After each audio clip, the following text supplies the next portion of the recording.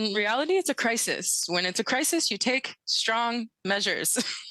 We never, ever, ever take measures to actually address the situation.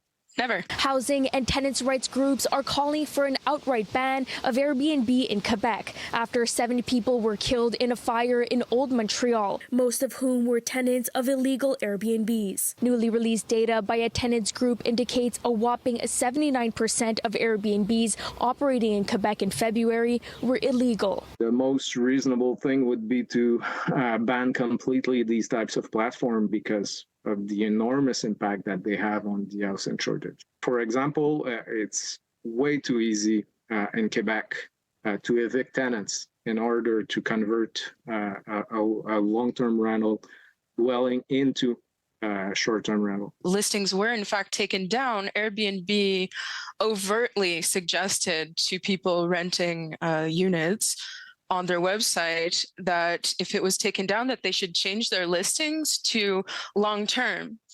And that's extremely problematic because in Verdun, we already have so much housing taken off the market for Airbnb listings. Here in Verdun, Airbnbs aren't allowed at all. A bylaw forbids it. But one quick search for stays in this area and 26 listings come up.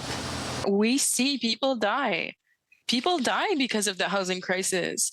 Like the amount of suicide just in Verdun alone that we've seen because of the housing crisis, because of people losing their long-term homes. Airbnb made a commitment to remove illegal listings, but as of Saturday, it is still hosting several short-term rentals that some say are more than likely not legally registered with the Corporation de l'Industrie Touristique du Québec. Several hosts using the same registration number to get around the restrictions, according to Inside Airbnb. Inside Airbnb has found cases where 55 listings use, for example, the same registration number. So probably when all of those things are factored out, we're still only looking at a 20% compliance rate even today. So there's definitely more work to be done. According to Inside Airbnb, 57.7% of Airbnbs in Montreal are unlicensed, 40% are short-term rentals, and 71.3% of hosts have multiple listings.